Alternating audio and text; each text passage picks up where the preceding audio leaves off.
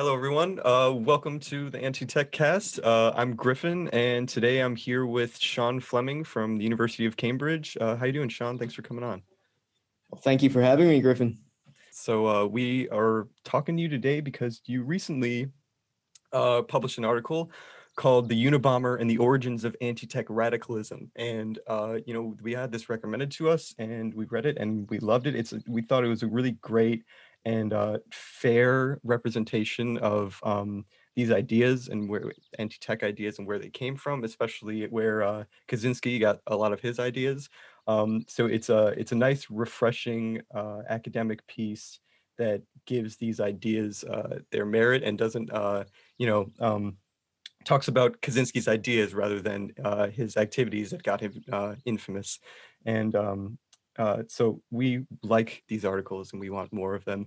And Sean, before we kind of get into some of the things you were writing about, I wonder if you could tell us a little bit about how you got into these ideas, how you maybe found out about Kaczynski and thought it important to analyze his ideas in this way. I started working on this because I've never seen such a glaring gap in the literature, so to speak. Mm-hmm. This was one of the most famous manifestos of the 20th century, and hardly anyone had written about it.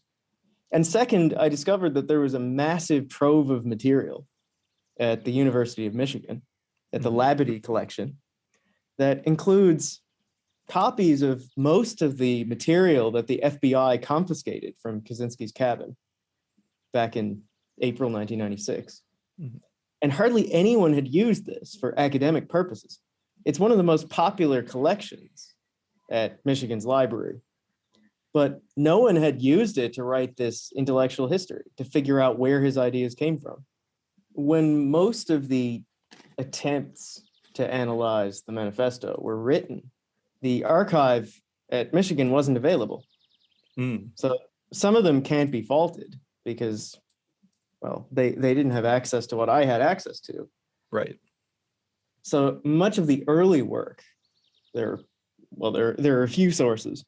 There's an article by Tim Luke in Telos called Rereading the Unabomber Manifesto. Mm-hmm. That's from 1996, 1997. So that's really the first academic attempt to analyze the manifesto. And Luke was working with no primary material whatsoever. He was just reading the manifesto and trying to figure out where the ideas came from that way. Gotcha. Then there was a much better article by Scott Corey, who was at the time a PhD student at Berkeley. And Corey's article is better simply because he had access to a lot more material. So he used a lot of the legal documents that he could get his hands on. Mm-hmm. He was one of the few people without a press pass who actually attended Kaczynski's trial. So it's a pretty good article, but he doesn't have access to all the correspondence and all the stuff that the FBI dug out of boxes in Kaczynski's cabin, mm-hmm. his drafts and notes and all this sort of stuff. And then there's the most popular account of his intellectual influences, which comes from a book called Harvard and the Unabomber by mm-hmm. Alston Chase.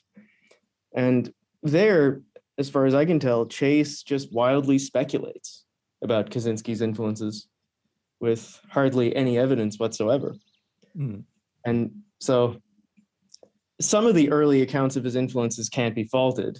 Some of them, I think, are just so stories that, well, make pretty sweeping claims about where his ideas came from without any evidence. Right. We read the manifesto, and this idea sounds like this idea. So we're just going to tie this huge collection of authors to him, like that list that you mentioned of all the authors that he supposedly read or that they claimed that he was inspired from, and then he hadn't even read a lot, like most of them that were on that list. It's so yeah, it seems kind of evident that they were just kind of throwing out whoever sounded similar, right?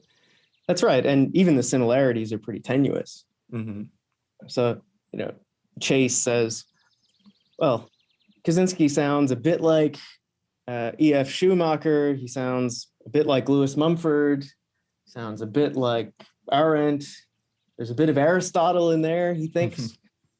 Eric Fromm, the list goes on. Mm-hmm. Tim Luke says he sounds a bit like Marcuse. Lots of people have said he sounds like Paul Goodman. It turns out that he had actually read very few of them. Mm-hmm. And most of these figures, if he had read them, he read them only after he wrote the manifesto. So what's remarkable about him is actually not how similar he is to previous critics of technology, but how little he knows or cares about them. Yeah. Really only one prominent critic of technology in the 20th century that he knew or cared much about, and that was Jacques Ellul. Yeah. So can you tell us a little bit about how he was inspired by Ellul's ideas and how they connect to each other? So most of what Kaczynski borrowed from Ellul comes from Ellul's 1954 book, La Technique, which was translated into English in 1964 and published as The Technological Society. There are several ideas that Kaczynski takes from Ellul. One is that human beings are maladapted to life in a technological society. I discussed that at the beginning. Mm-hmm. The basic idea is that human beings evolved in a primitive Stone Age environment. We're still genetically hunter-gatherers, but now we've been thrust into this world of concrete and steel, and we're psychologically ill-equipped to deal with that. Genetics don't evolve that quickly. Well, yeah, that's right. And so that is one idea. Now, it's notable, though, that for Ellul, the mismatch between human beings and the technological society was more social than biological. Ellul thought that the problem was that our norms and morals and social structures and communities can't evolve fast enough to keep up with technology. Whereas Kaczynski wasn't concerned so much about those things. He was concerned about our biology. Mm-hmm. So already there, they diverge. But the basic idea that we're maladapted or maladjusted to technology comes from Ellul. The second idea is the idea that technology is autonomous, that it is a force beyond human control. It can't be subject to rational human control. That technology constitutes a self-perpetuating system. This also comes from Ellul. This is probably Ellul's most famous idea, and it's papered all over Kaczynski's writings. Mm-hmm. There are also lots of little bits and pieces. So there's the idea that technology is the opposite of nature. That also comes from Ellul.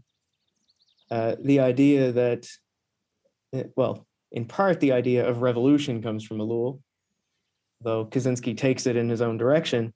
And the least obvious thing that comes from Ellul is the idea that leftism is a form of pseudo-revolution. So this is one of the big arguments in industrial society and its future. And the one I think that has puzzled readers the most. So you open up industrial society and its future, and he starts talking about technology and what it's done to us. And then in the very first main section, he talks about leftism. He talks about how the left is psychologically perverted. Mm-hmm. And he says that the left essentially co-opts the revolutionary impulse and channels it into benign outlets that are harmless to the system. Mm-hmm. So he sees social activism as, in Ellul's terms, a form of useless revolt. It makes us feel better, but it doesn't really do anything. It's a surrogate activity, right? That's right. So the surrogate activity, that idea comes from elsewhere, but the basic idea that the left pulls the teeth of revolutionary impulses, domesticates them, creates a kind of surrogate revolution, that it hijacks the revolutionary impulse and, well, distracts attention from the problem of technology. That comes from the end of the Technological Society by Ellul. So from Ellul, just to recap, we have the idea that human beings are maladapted to a technological society, the idea that technology is autonomous, and the idea that social activism, that the social movements of our time are pseudo-revolutionary. That's mainly what Kaczynski takes from Ellul. Gotcha. And I guess I would ask then, how does he diverge from Ellul a little bit? Maybe the biggest, deepest difference of all, before we get on to the specific difference, specific set of differences, is that Ellul is a fundamentally continental thinker. So he's very French. His dialectical approach, his kind of meandering, free-flowing style is quintessentially French and heavily influenced by Marx. So whenever Ellul is saying something, there's always an antithesis to whatever he's saying. So the thesis that technology is hemming us in on all sides, that it's depriving us completely of freedom, is one side of a dialectic. So the other side he gives you in a later book called The Ethics of Freedom, which basically says that although technology has deprived us almost entirely of freedom, we can still find freedom in Jesus Christ. He's a fundamentally Christian thinker. So he's a dialectical theologian, is one way of putting it. And that is not at all what Kaczynski is. Kaczynski essentially lopped off the theological part and the dialectical part. So Kaczynski writes like an analytic philosopher. He, numbered paragraphs. That says it all. Yeah, very his structured. His style is radically different because his method and his worldview are radically different. So Ellul is trying to mount a kind of theological critique of technology. And Kaczynski, although he abhors what science has created, he accepts the scientific worldview. So he understands human beings and technology alike as products of evolutionary processes. And he speaks the language of behavioral and cognitive psychology. Even his bombs, he documented the results in an extensive set of lab notes. So although he detests science and technology at one level, he accepts the worldview of the scientist or the technician. And do you find that to be a bit ironic, considering his stance on those things? Well, you can read it in two ways. You can read it as blatant hypocrisy, which is how some have read it. Ron Arnold is one who wrote this book, Eco-Terror, back in I guess it was 1977. He tried to associate Kaczynski with the radical environmental movement. And one of his claims is that Kaczynski is blatantly hypocritical, using technology to attack technology and using technology to propagate anti-tech ideas is inherently hypocritical. Others who've criticized him along these lines are people like Kevin Kelly, the co-founder of Wired, who's well aware of Kaczynski's ideas and actually accepts quite a lot of them, especially the idea that technology is a self-organizing system, but diverges from him on the obvious point of whether technology is good. Yeah. And so Kelly says the same. He says, look, Kaczynski was living off the fat of the technological system. He was a blatant hypocrite. Now, the other way of reading Kaczynski is that his critique of technology was an internal criticism. And he understands himself as a product of the technological system. He's trying to attack it from the inside. And so, whereas Ellul tries to set up an alternative vantage point, an external vantage point, a non-technical vantage point from which to criticize the technological society. Kaczynski tries to mount his critique from the inside, from inside the worldview of the technician. And so Kaczynski might retort to the charge of hypocrisy. He might say, well, if my critique succeeds, it's all the more damning, because I've shown that even from the scientist's or the technician's own premises, the technological system is fundamentally flawed and beyond redemption. So this is what he's trying to do. He's trying to mount an internal critique of modern technology. I guess on the other side of that coin, would you say, or do you think that maybe Ellul was, I don't want to say naive, but like that he was missing something when he was trying to take that external stance? Do you think he was failing to recognize how he was a product of the technical system, or I don't know, do you think there's another side of the coin there? I think he recognized that he was a product of the technological system. One of the things that he takes from Hegel and repeats endlessly is the idea that the first act of freedom is a recognition of necessity. You have to recognize that you are constrained and under the power of the system in order to have any possibility of resisting it. Ellul is not someone who has any illusions there. But you might think that his critique of technology is less persuasive because it comes from the outside. Now, Ellul would retort that it's actually Kaczynski who is, well, off the rails here. So one of the things he says in his 1988 book, The Technological Bluff, is that technical thinking is incapable of thinking about technique. It's not possible, in Ellul's view, to mount a critique of technoscience from within the technological worldview. So the argument here is something like this. As soon as you try to use technoscience, as soon as you adopt the calculating strategic language of technoscience, you are reinforcing it. So for Ellul, technique is a mindset. It's not just a system that's external to us. The reason that the technological system persists is that we all think in technical terms. So Marcuse makes a similar point later on. He says, well, what sustains this system? Well, one-dimensional modes of discourse. Modes of discourse that give priority to a certain kind of rationality and efficiency over everything else.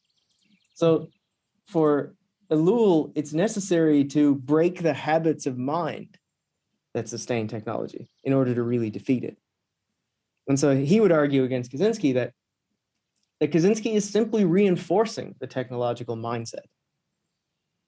He's not fundamentally challenging anything in Ellul's view. I think his view is that when you use technology, you're making a sort of deal with the devil. Right. He doesn't think power can be turned against power.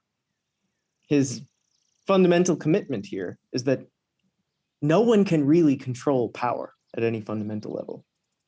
So just as he thinks, that violence cannot overthrow a power structure and replace violence with nonviolence, just as violence can't be overturned violently, he doesn't think technology can be overturned technologically. Can you say a little bit about what Ellul's perspective on how to revolt against the system, like, or maybe the differences between Ellul and Kaczynski's approach to how to, either weaken the system or take it down or revolt against it in some way? How do their approaches differ?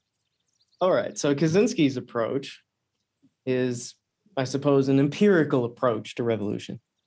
So Kaczynski thinks that you can look back through the history of revolution and distill lessons for an anti-tech revolution in the present. Hmm. So he says we can look at the French Revolution and the Russian Revolution and the Irish Revolution and a whole host of other revolutions, and we can discern some rough guidelines and some pitfalls to avoid for the anti-tech revolution. So fundamentally for him, the anti-tech revolution is modeled on historical revolution. And despite what he says in Industrial Society and its Future, he's pretty confident that it's going to be a violent revolution. Hmm. He doesn't think the technological system can be overthrown without force. And although he's ambivalent about violence in the manifesto, he says in this unpublished essay called In Defense of Violence, which is in the Labadie archive, that the revolution he envisions is almost certainly going to be violent. He says he downplayed the role of violence in the manifesto simply because he didn't think the media would publish anything that explicitly advocated violence. So that is Kaczynski's revolution. It's a violent overthrow of the established power structure. It's a destruction not only of the state, but of the broader infrastructure that sustains the technological system. And you can get a better idea of what he means here, what the beginnings of this revolution might look like, which is really large-scale industrial sabotage, from his essay, Hit Where It Hurts. So that's Kaczynski's revolution. It's violent and it's based on historical examples. Ellul's revolution is exactly the opposite. So Kaczynski read Ellul's book, Autopsy of Revolution, when he was in Montana, but completely ignored or missed the point. So one of Ellul's central points in this book is that an anti-tech revolution can't possibly be modeled on historical revolutions.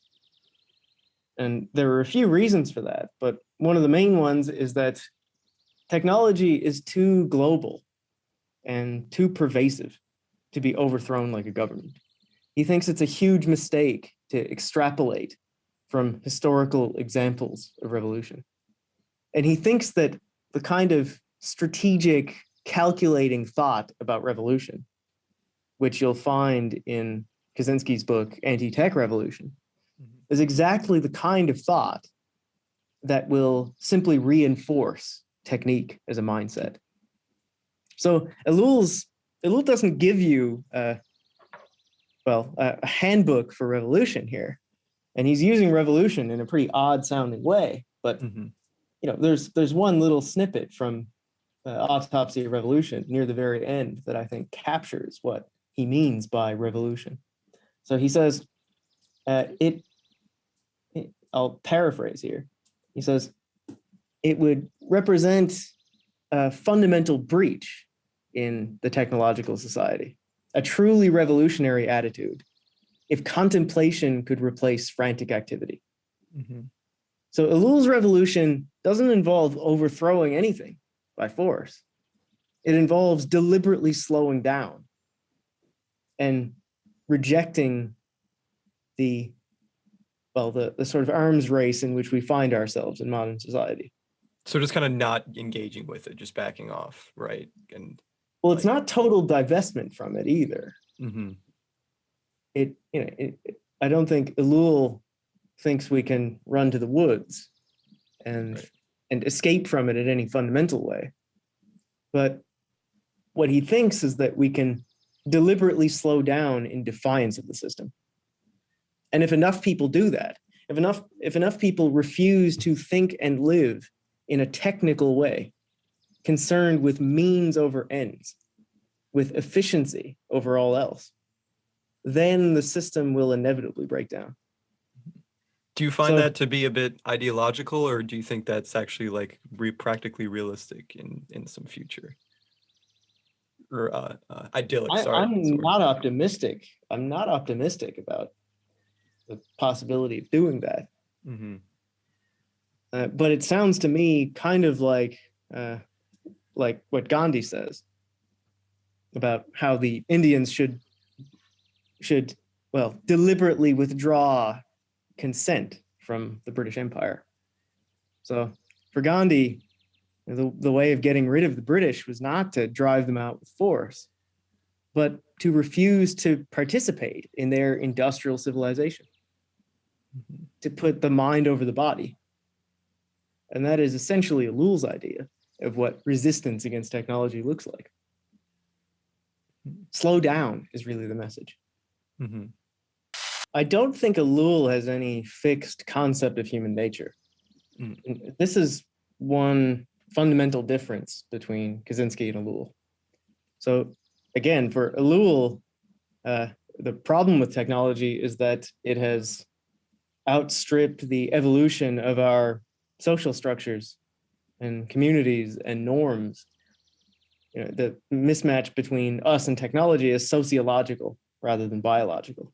Right. It's not based on human nature. And I think, judging by the first part of the technological society, Ellul thinks that in the past we were perfectly capable of resisting the pull of technique.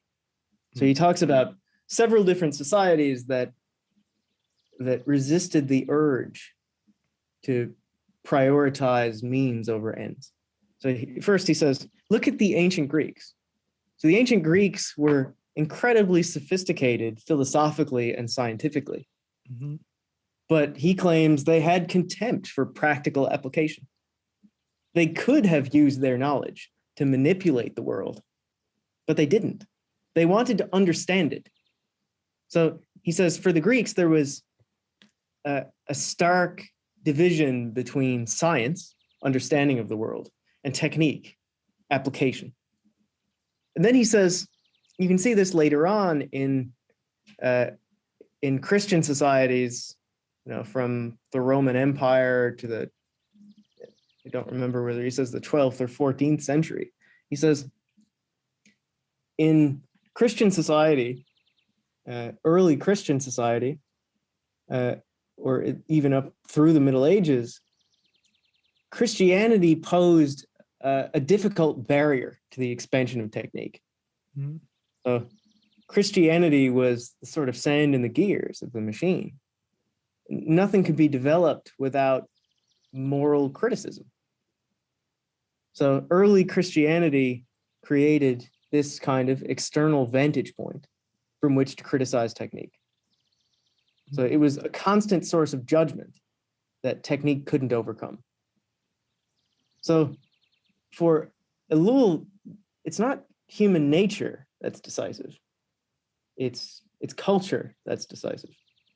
That's interesting, especially considering, I think a lot about how the tech society that we live in today is very, at least the way I experience it through the internet and stuff, it's very vehemently secular, that there's like a rise in atheism with an embrace that comes with an embrace of science and technology, because I think, there's that recognition that it halts progress, so to speak.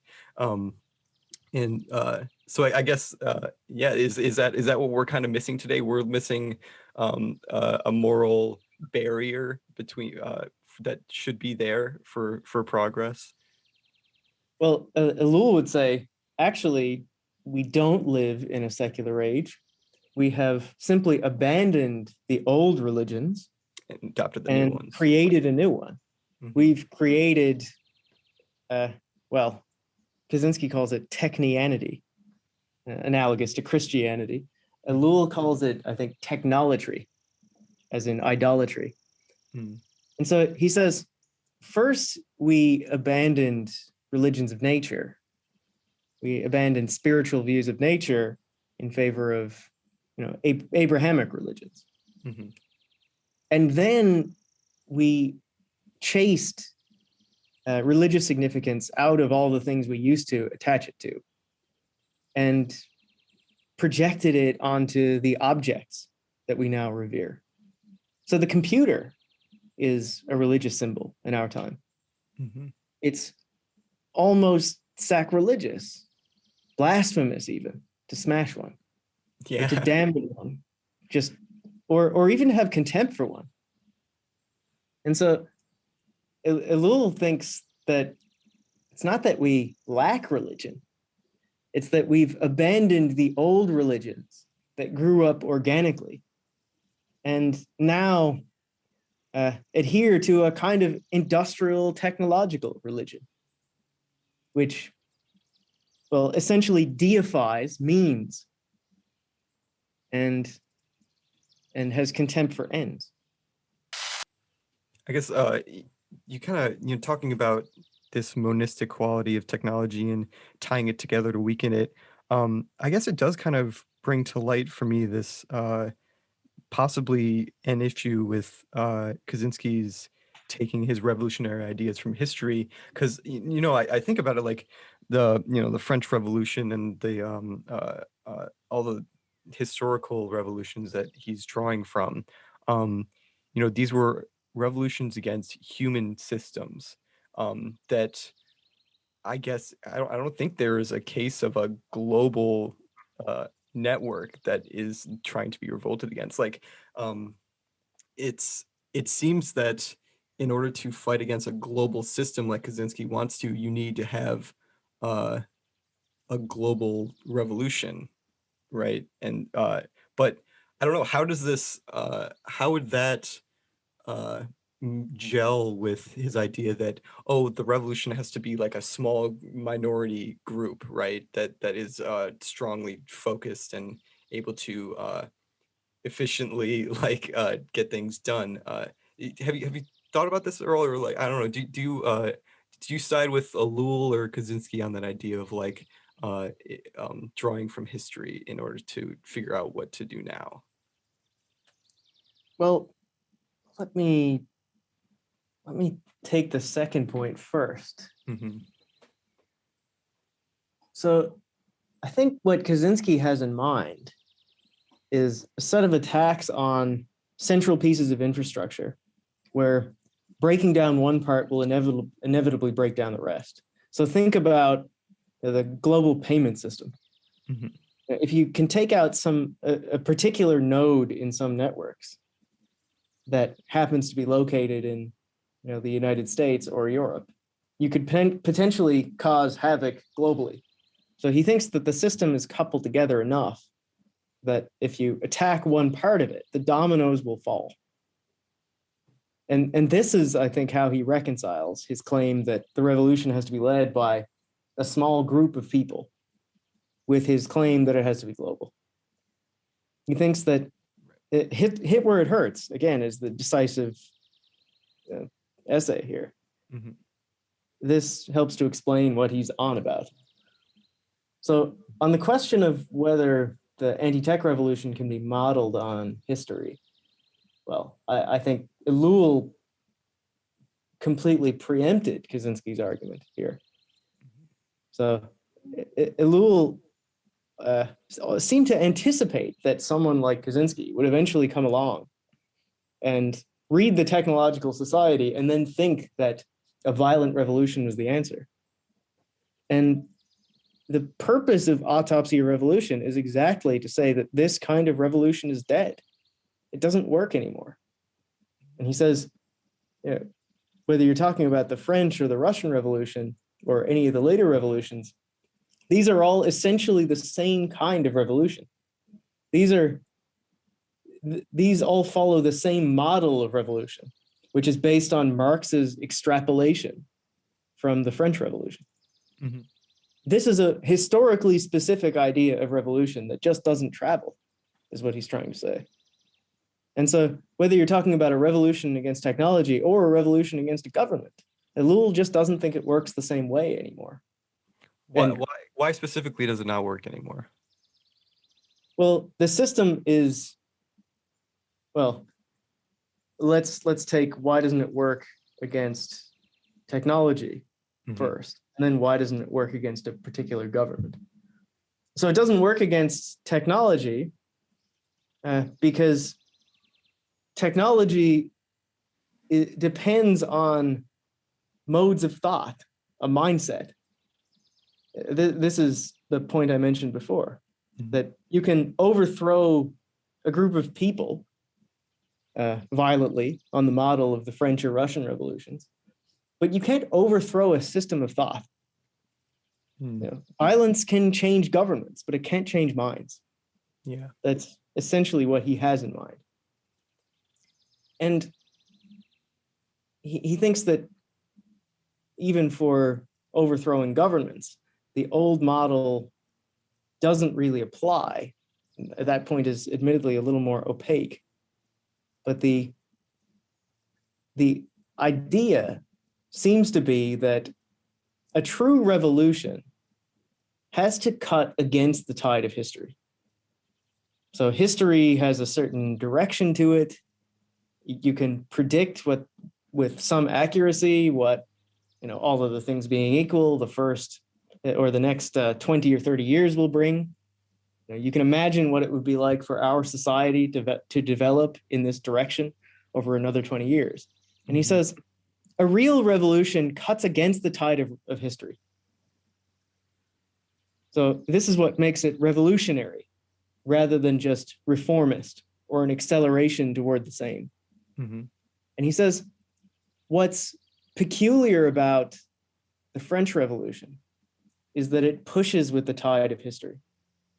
So it was pushing in the direction of power. So the monarchy and the aristocracy were losing ground economically to new landholders and new economic interests in France. And all the revolution did was push in the direction that the economic forces were already pushing, which was against the monarchy, against the old feudal power structures. So Marx's mistake, Ellul thinks, is to think, first of all, that revolutions have to be class-based. And second of all, that they push in the direction of history. So, in Marxist thought, revolutions are, well, the locomotive of history is the kind of catchphrase. So Ellul doesn't think any true revolution in our world can take the model of the French or Russian revolutions, because a true revolution has to cut against the probable course of history. That seems to be what makes a revolution in the first place. Mm-hmm. The way to cut against it is certainly not to be strategic and calculating. The way to cut against it is not to develop a revolutionary doctrine and refine revolutionary tactics. That's just to reinforce technique for Ellul. The way to cut against it, the way to defy the course of history, the way to have any real freedom, is to reject the habits of thought and of action that have been instilled in us, to act in a deliberately non-technical, inefficient, contemplative way. One kind of a closing question that I like to ask people is, what for someone that is new to these ideas, that maybe just discovered Kaczynski via Netflix documentary or something, and is looking around for more information, or rather that they see some of the truth in his arguments as we have. Do you have any kind of advice that you would give someone as to how they can go about either supporting this movement, or just bettering their own life, or trying to better their community? I guess, are there any steps that you've taken in your own life, or things that you would recommend for other people to do in order to try to bring about a better future for us? Well, I'm just going to recommend that anyone who reads Kaczynski and is persuaded by some of the arguments, go and read Ellul. Read Ellul's book, The Technological Society. It's much more demanding than Kaczynski. Yes. Well, excellent. It's a bit thicker, yeah. So it's what, 450, 460 pages, something like Including that? the endnotes, yeah. About that. Yeah, about 450. Okay, well, it's a thick tome for sure.